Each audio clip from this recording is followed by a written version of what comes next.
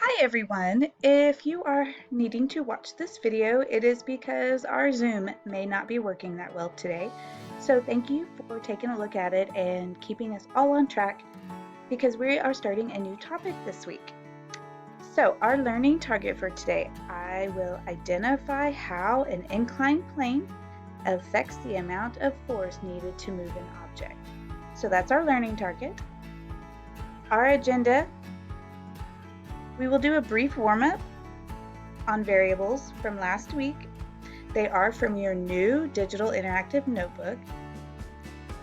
We have a brief video explaining inclined planes. You'll then have some independent work where you will be able to work on slides 3 through 8 of your new digital interactive notebook, and I'm going to show you where those are in Google Classroom. And then you have an exit ticket and quizzes. So our warm-up today is about variables, because remember we discussed this last week. This slide is from your journal, but we can kind of talk through it a little bit here together. So our question, how does the distance from an eye chart affect the number of letters that are recognized on a line? And I asked you here to first identify the dependent variable, which if you remember, the dependent variable is what we measure. It's what we observe. So with this investigative question, what we're measuring is what? Are we measuring the distance? No, actually what we're measuring is the person's ability to recognize numbers on the eye chart. That is what we would measure. I then ask you to name the independent variable. Our independent variable, if you remember, is what I change, what the scientists change in the investigation. So in this instance, what is changed is the distance. Okay, so what you'll do when you go back to work on your interactive notebooks, you'll put those in here. Okay, those will be kind of like your notes, okay, for your variables. And you'll see that you have a couple other slides to do as well on this. As we move forward, what I said we were going to discuss today is inclined planes. So I want you to think about, have you ever decided to walk up a ramp instead of the stairs when pushing a heavy object? In fact, outside of the science building at Ed White is a ramp. There's also stairs. Most often I take the stairs, but sometimes I choose to take the ramp. So why would you decide to take the ramp instead of the stairs, especially if you're pushing a heavy object, which we often are whenever we're coming into the science building? So I want you to think about it, and then I want you to go to our Padlet, which will then pull up this page. You'll go to the little plus sign down here, click on it, and you can give it a title. You can just say inclined planes, and you could discuss, have you ever gone up a ramp when pushing a heavy object, and why would you do that? So you could start your sentence with, I choose a ramp when pushing a heavy object because, and then you can fill that out. Okay. By the time you get to this, you may see that your classmates have put in their responses as well. So if you just think a little bit about that and then enter in your response, and we'll actually now discuss a little bit about what an inclined plane is. What is an inclined plane?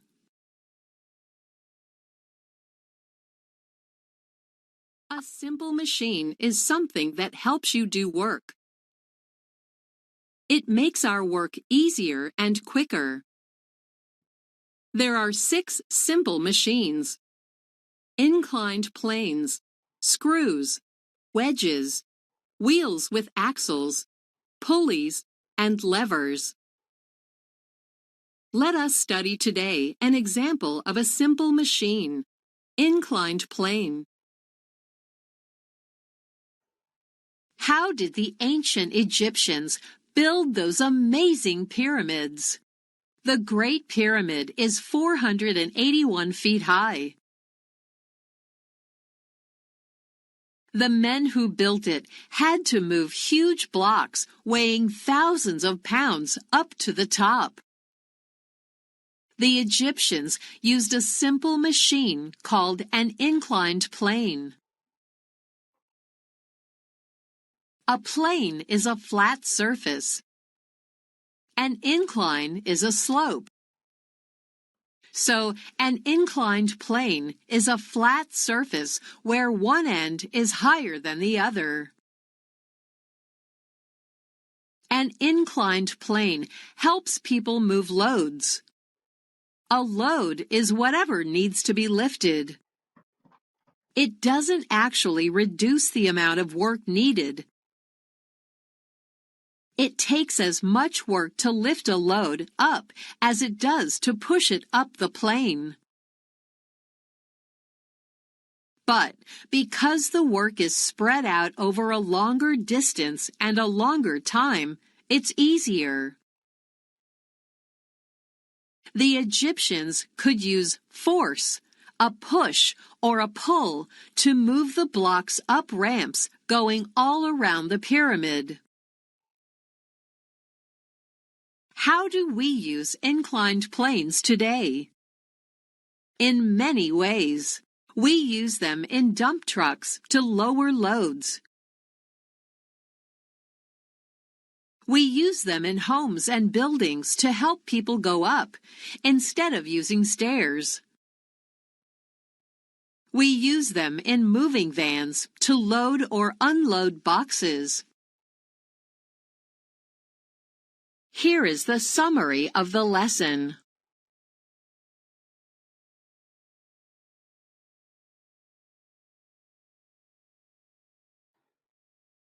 Okay, so that's inclined planes. So an inclined plane has a flat surface and it's raised slightly. That's where the incline comes from. Okay, so now that we know a little bit about inclined planes, and before we actually discuss them some more when we all get back together, I do want you to work on your digital interactive notebook, which you will find in Google Classroom. It is not in that one, sorry. It's in this one. So you'll go to your Google Classroom, and I'm using first period as an example because I have enrolled in it as a student. So you can find the new assignment right here on the stream, also under classwork. Okay, it is in our most recent topics of weeks 3 and 4, okay? So go to the class, go find the classwork and the assignment, okay? You will begin working on it. I want you to work on slides 3 through 9.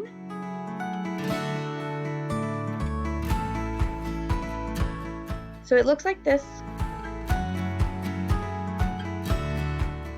You'll see our warm-up that we did. You'll have another couple of warm-ups that you need to go through for the variables.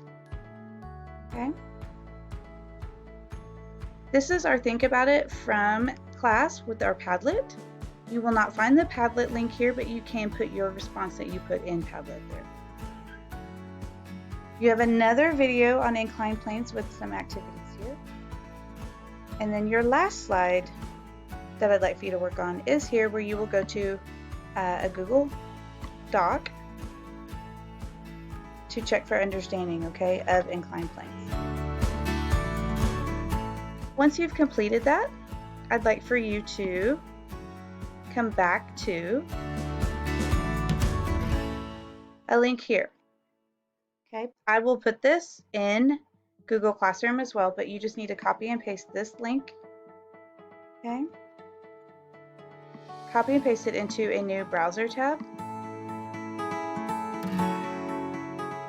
to do a quizzes exit ticket.